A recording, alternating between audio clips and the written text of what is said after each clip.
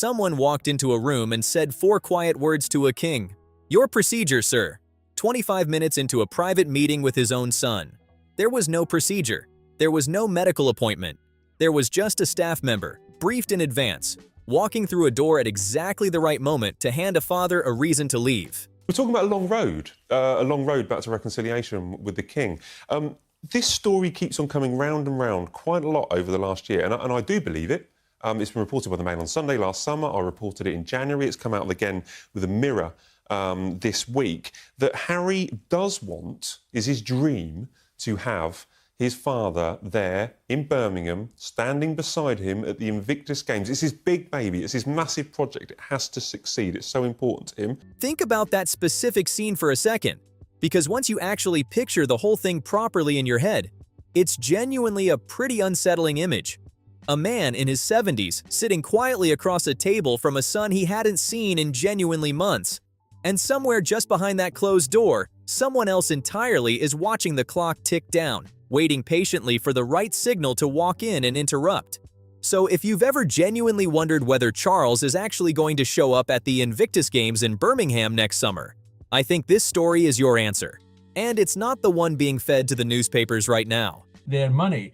And this money that the judge has got to rule on, which is 34 million. Now, the 7 defendants have got insurance, which only covers between 16 and 18 million. So they're about 18 million short, 16 to 18 million short between the 7. Let me genuinely walk you through this whole thing properly, because it's honestly a wilder sequence of events than any single headline could ever really capture. Start with the actual request, because how it was made tells you almost everything. Harry apparently wants his father on a stage in Birmingham next summer. Not quietly. Not through a private phone call between father and son, but through a newspaper. This exact request has now been reported 3 separate times over the past year, through 3 different outlets, and not one of those leaks has come from the palace side. Think about that for a second. That's not really how a son asks his dad a question. Any money she's made will probably be wiped out by Harry losing his court case against the Daily Mail, I should think, because that's going to cost him quite a few million. That's how you run a campaign. You genuinely think, honestly speaking, that a straightforward request like this one would be about as easy as things get to simply say yes to. On paper, it genuinely should be. Charles is head of the armed forces. Every single competitor at those games swore an oath to the crown. Showing up should be the most straightforward decision in his entire calendar. So why does it feel like nobody's actually expecting him to go? Here's where the actual timing gets properly, genuinely interesting. Because in about 6 weeks, a very specific number is going to land publicly. And I honestly don't think it's a pure coincidence at all that all this sudden warmth toward reconciliation showed up right before it did. He was persuaded by a few lawyers that this was a system, like an ATM, where he could just say a few things, get emotional in the witness box and be paid out millions. Well, it didn't work because the system in this country, in legal system, is independent and is rigorous, and Mr. Justice Nicklin did his job. £34 million. That's reportedly the figure being demanded from the Daily Mail case, with somewhere between 16 and 18 million in insurance coverage actually available to meet it. Do the subtraction yourself. That gap, that daylight between what's owed and what's covered, is not small, and it's landing on a deadline set by a judge who's already ruled against him. Every jam jar, every candle, every episode of every show, all of it reportedly wiped out by a legal bill from a case he chose to bring, against a newspaper he chose to sue, on advice he apparently chose to take anyway. Somebody reportedly told him the courts would work like a cash machine, and he believed it enough to press that button 7 separate times. Will the public accept it? Because that's one of the most important things they must be thinking about. If you're in there working, when you were press secretary at the Buckingham Palace, if this kind of tricky invite came up, you'd have to factor in whether the public would agree with the king appearing with Harry. Now line up the dates, because nobody covering this story seems to have actually put them side by side. The costs argument ramps up. The reconciliation stories start appearing. The Invictus request shows up in a national paper. All of it inside the same handful of weeks. That's not a thaw between father and son. That reads a lot more like an invoice arriving and someone looking around the room for whoever's still solvent. Put your phone down for a second here, because this next part honestly hasn't been reported properly anywhere. And it didn't come from an anonymous source. It came from someone who actually used to do the job. There have been occasions where we've had an awkward situation with an invitation, and we have looked at trying to suddenly put in an engagement into the diary, so we've got a reasonable excuse that, the monarch didn't have to go to this engagement. A former Buckingham Palace press secretary was reportedly asked directly on a royal program, what happens when an awkward invitation lands on the monarch's desk? Not a commentator guessing, not a friend of a friend speculating. A woman who sat inside that building and handled exactly this kind of situation for a living. Her answer was almost breathtakingly plain, that the palace, when it wants the monarch out of something, doesn't decline. It simply inserts an engagement into the diary, quietly. So there's what she called a reasonable excuse sitting there waiting. I genuinely want you to sit with that specific quote for a second, because this isn't a rumor at all, and it isn't secondhand gossip either. It's a description of standard operating procedure, from the person who used to run it, said out loud on camera, and somehow it slipped past almost every outlet covering this family. Yeah, there are ways of getting out of things, but it's, you can advise the monarch all you like. If he wants to go and stand next to his son at the Invictus Games, he will do that. And then she added something almost as an afterthought that might honestly be the most brutal sentence in this entire story. Easy to get out of things. Not so easy to get back in. 11 words. And that's basically the whole institution laid bare. There's a well-oiled mechanism for keeping someone at arm's length. Nobody ever had to build a matching one for letting them back in, because that was never really the priority. Okay, so genuinely hold on to that specific quote for a second, because it's about to directly explain something that had already happened before this interview was even given. Now here's the part that turns a technique into an actual pattern. Because this exact mechanism has already been used on Harry personally, in that exact house, and almost nobody's connected the two stories. That's where your procedure, sir, comes back in. It's easy to get out of things. It's not so easy to get in them, is it? Include them when it's been a very difficult situation. A father sitting across from a son he hadn't seen in months, and a staff member walking through the door at the 25-minute mark with a manufactured medical appointment, giving the king somewhere else he suddenly needed to be. Sit with the planning that actually takes. Someone had to be told the time in advance. Someone had to agree on the exact wording. Someone had to rehearse a lie about the health of a man currently living with cancer, purely because his younger son happened to be in the room. Not a shouting match, not a slammed door, just a quietly inserted diary entry doing all the work instead. Now put that next to what the former press secretary described just a moment earlier. She said the palace inserts an engagement to hand the monarch a reasonable excuse. He described the palace inserting an appointment to get the monarch physically out of a room. The reality is there's been 3 meetings with the king. And I know for a fact on the first meeting, because I wrote about it, is that when Harry came down, they made up an appointment so that the king could be interrupted in 25 minutes, so that someone came in and said, oh, you've got your procedure, sir. He never had a procedure. He just wanted to get off to Sandringham. 2 completely different people, on 2 completely different programs, with 0 contact between them, independently describing the exact same machine. One of them explained how it works from the inside. The other one just happened to catch it actually working in real time. And once you can actually see a machine like that operating, you can start timing it. So let's time it. This is the sequence nobody's actually plotted out properly, and honestly, it belongs on every single thumbnail covering this story. 25 minutes for that first meeting, somewhere around 35 to 40 for the next, under an hour for the most recent one, the one the entire world was told represented a genuine breakthrough. So the first one wasn't exactly close. The second, they exchanged a few gifts, and it was only about 35, 40 minutes again. And this meeting was probably about an hour. So look, is this great reconciliation? I don't think so. 47 minutes to be specific. Less time than the actual drive-in from the airport. Less time than standing in a passport control queue on a busy day. 47 minutes, and somehow that got sold to the entire world as a full reunion. And Harry didn't come to that meeting empty-handed either. This next detail has barely surfaced anywhere, and I think it's the one that actually sticks with you the longest. He apparently brought photographs, framed, 2 separate sets, one for his father, and one wrapped carefully and carried 4,000 miles across an ocean intended for his brother and his brother's wife. Here's what happened to that second set. As far as anyone reporting on this actually knows, It was never collected, never forwarded, sitting exactly where it was reportedly left. And it apparently gets worse than that because Harry reportedly asked whether he could hand the photographs over in person. The answer was no, so he asked something even smaller, whether they'd simply been picked up at all. The answer, again, was reportedly no. That's really what it wasn't. It was really a chance, 47 minutes, as I keep telling you, to catch up. And that really wasn't a lot. Just take a genuine moment here and actually picture that whole sequence playing out in real time, meeting after meeting, the clock always somehow running out at almost exactly the same point. A man flew his own children across an ocean, personally chose the photographs, paid for the framing, and then had to go through intermediaries just to find out whether his own brother had even bothered to collect a gift. That's not really family estrangement anymore at that point. That's closer to a returned parcel nobody wanted to sign for. And honestly, that single detail, more than almost anything else we've covered so far, answers the question people keep asking over and over. Why won't William actually agree to meet him? The reasoning attributed to William is reportedly blunt. Presented in frames.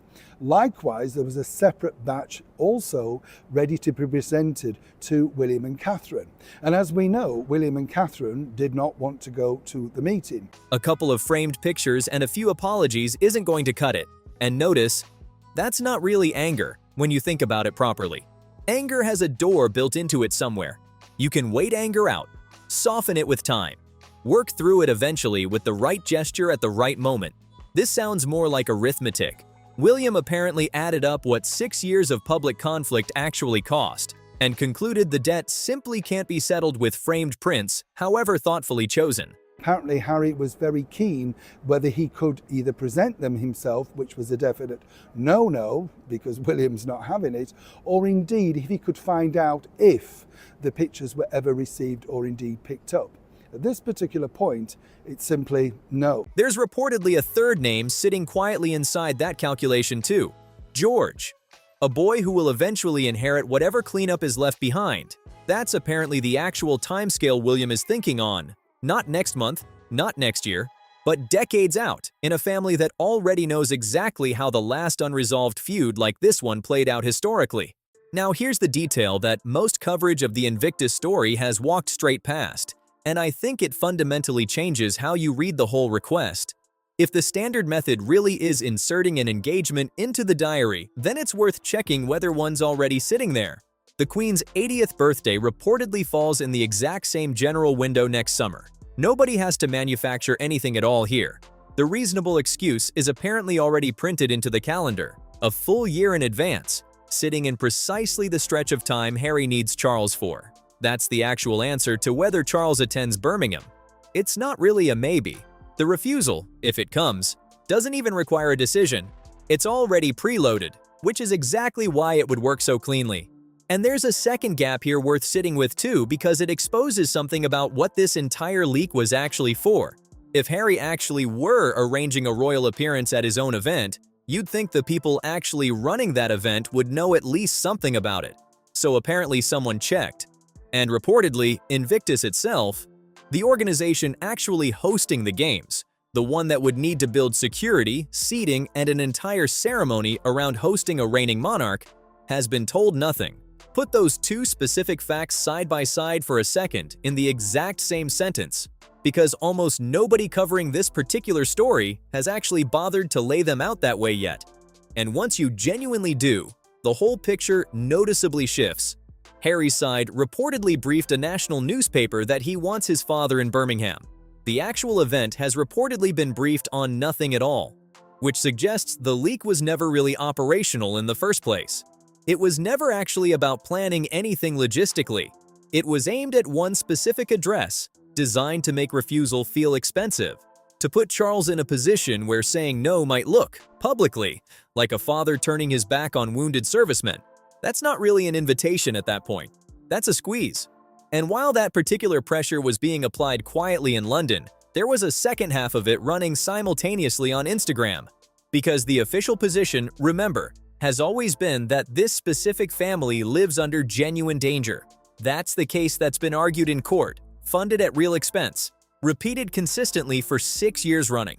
They can't come home safely. They can't be seen publicly. They need serious protection. Now watch what actually happened on this specific trip. No paparazzi photo, no security incident of any kind, nothing. Which, if you think about it honestly, proves the exact scenario they've spent 6 years arguing was impossible, was actually achievable the entire time, in roughly the way anyone sensible would have suggested from day one. Fly in quietly, keep it low-key, go home. That's not what happened though. What happened instead was a trail. Content, essentially, dressed up as candid family moments. That word, manufacture, keeps showing up throughout this whole story. It's the same verb the press secretary used about the diary entries. It's the same verb used to describe the fabricated medical appointment. Everyone in this story, it turns out, is manufacturing something.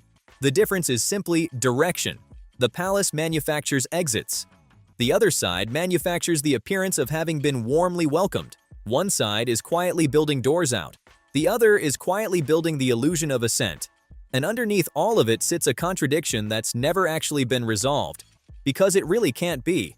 You cannot simultaneously argue that your family's location is a matter of life and death, and also treat that same location as content for public consumption. It's one or the other. And at this point, it's pretty clearly become the second one. Okay, here's the part where I genuinely want you to lean in for a second, because I don't think anyone covering this story has actually connected these next two specific things properly yet. And once you see it laid out plainly, you honestly can't unsee it afterward. The photographs and the £34 million aren't two separate stories. They're the same story. A man facing a bill he simply can't cover on his own flew across an ocean carrying gifts specifically for the two people in that entire family who actually have both money and standing. Photographs for the father who might quietly write a private check. Photographs for the brother who inherits literally everything eventually. He wasn't just delivering gifts on that trip. He was, whether consciously or not, opening an account. And Charles has apparently been here before. There's a reported line, something he said privately to his own mother years ago, about ending exactly this kind of ongoing financial support. I'm not a bank. Millions reportedly already sent over the years, and then, at some specific point, simply stopped. And now here we are again, except with a considerably bigger number attached, a hard external deadline, and a son who appears to have run out of other doors to knock on. Which is really the honest answer to who actually pays this bill. Not the taxpayer, not some family trust or estate, a private personal account belonging to a man in his 70s who's currently managing a serious illness, being asked to quietly underwrite the financial consequences of a lawsuit he reportedly warned his own son against bringing in the first place. Because just look, honestly and plainly, at what other options are genuinely still available to him right now. Once you strip away all the framing, a literal prince of the realm reportedly emailing podcast hosts asking to be booked as a guest. Meanwhile, the other half of that household apparently spent the same general stretch of weeks dealing with a birthday video that conspicuously had no visible cake in it. Because, from what's been reported, the actual number of candles required had quietly become its own kind of liability. That's honestly where the whole brand sits right now, if you want the plain version of it. Not calculating the next big launch, not plotting the next major partnership, just trying to figure out how to avoid getting publicly laughed at over something as small as a birthday cake. And meanwhile, quietly, a completely different door is apparently being tested. This one out in Northamptonshire. Packages reportedly arriving there too. Jam and candles sent toward a Spencer address. One door in that family closes, and within weeks, from what's being reported, a new one gets tested somewhere further out. On the mother's side this time, where the family name still carries real weight and nobody's gotten around to saying no just yet. That's honestly the actual pattern here. Once you zoom all the way out and look at the whole shape of it together rather than as isolated headlines. Not reconciliation, not really. Something considerably closer to prospecting. Testing each door quietly, one after another, to see which one still opens. So let's genuinely try to pull every single piece of this together properly and see exactly where it all lands, once you lay each part out honestly next to the others, rather than treating them as separate stories. Harry reportedly wants Charles on a stage in Birmingham, and he's asking through a newspaper because the private channels have apparently stopped responding. The organizers of his own games reportedly know nothing about any of it. The brother he brought photographs for hasn't collected them and, from what's been reported, has no plans to. And the father he's asking has a wife with a landmark birthday sitting in the exact same window. A perfectly reasonable excuse already sitting in the diary, requiring absolutely no manufacturing at all this time. And we already know roughly what happens next, because a woman who used to run that press office described the exact method on camera and almost nobody picked it up. And because someone else separately watched that same method get used on Harry personally and wrote it all down afterward. 25 minutes. Then someone quietly opens a door. "Your procedure, sir." There was no procedure. There was simply a father who wanted an exit, a staff member briefed to hand him one, and a clock quietly running the whole time. In roughly 6 weeks, a judge puts an actual figure on all of this, and Harry will presumably go looking for the one man left who might realistically be able to cover it. Except that man's diary, by every indication, is already full. And here's the thing genuinely worth sitting with as we close this whole story out, because it might be the most striking detail in the entire sequence. He was apparently told all of this in some form well in advance, before any of it actually played out publicly. Not by some outside critic with an axe to grind, not by an enemy sitting inside the press, by his own family apparently, quietly, long before any of it made headlines. So genuinely, what do you personally think actually happens here? Does Charles quietly write that check out of his own private account anyway? Out of whatever's left of straightforward fatherly instinct after everything that's happened between them? Or does he finally let his son go find that 34 million entirely on his own this time, the way he reportedly warned him he might have to years ago? I'd honestly love to know where you personally land on this one, because I've gone back and forth on it myself more than once while putting this together. So drop your actual takedown in the comments. And if you genuinely want to be here, the exact moment that costs figure actually lands publicly, and everything we've just talked through starts playing out for real, go ahead and subscribe to Palace Insider right now so you don't end up missing it in the noise. And if this particular story managed to keep you hooked all the way through to the very end here, a like genuinely does go a long way toward helping more people actually stumble onto this channel and this kind of storytelling.